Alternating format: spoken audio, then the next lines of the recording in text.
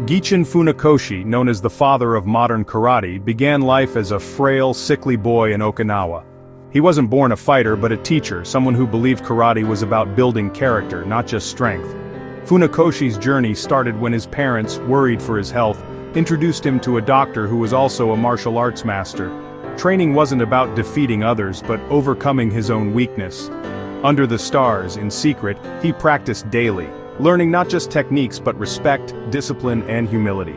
Karate then was passed quietly from master to student, not taught in big schools. Funakoshi's dedication transformed him from a weak child into a master. His story proves your beginnings don't define your future. The first lesson he shared: always strive to be better than you were yesterday. True strength, he taught, comes from perseverance and self-improvement. Funakoshi's legacy isn't just in his techniques but in his example of living a good life. He showed the world that karate's ultimate aim is the perfection of character. That's why we remember him. In Funakoshi's youth, karate, then called Okinawa-te, was a secret, tough art shaped by necessity. He learned from two masters, a Sato, who taught strategy, and Itosu, who taught power. Years were spent perfecting basics and kata, the forms at karate's core. Training was secretive, as weapons were banned and self-defense was essential. Funakoshi saw karate as a way to build character, not just defend oneself. As a school teacher, he realized karate could teach discipline and confidence to students. He began public demonstrations determined to show karate's true spirit. For centuries, karate was hidden, but Funakoshi wanted to share it with the world. He believed karate was a gift Okinawa could offer Japan and beyond. He emphasized karate's purpose: peace, self-development, and respect. Funakoshi renamed it Karate-do, the way of the empty hand, to reflect its deeper meaning. He was not just teaching techniques but a way of life. In 1922, Funakoshi was invited to Tokyo to demonstrate karate, a turning point for the art.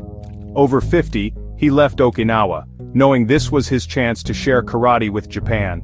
His demonstration impressed many, including Jigoro Kano, founder of judo, who urged him to stay. Funakoshi faced hardship in Tokyo, working odd jobs and living simply, but he persevered. Karate was new and misunderstood in Japan. Funakoshi patiently explained its philosophy. He simplified kata and adapted names to help karate be accepted as a Japanese martial art. Slowly he gained students, teaching at universities and opening the first Shotokan dojo, Hall of Pine Waves. His approach focused on character, not just fighting. Funakoshi built a bridge between Okinawa and Japan, making karate accessible to all. His students were drawn to his humility and wisdom. He taught that the dojo was a place to polish the spirit, not just the body. Funakoshi's perseverance transformed karate from a secret art to a respected discipline. He created not just fighters, but better people. Funakoshi taught that karate begins and ends with respect. Bowing as a sign of humility and gratitude. Without respect, martial arts lose their meaning. Discipline with central mastery comes from relentless practice and self-control. The hardest opponent, he said, is yourself. Overcoming fear, anger, and laziness is true victory. Karate's highest principle: there is no first attack. It's for self-defense, not aggression. The goal is to be strong enough to avoid conflict, using karate to create peace. Today, millions practice karate, guided by Funakoshi's message of peace and self-control.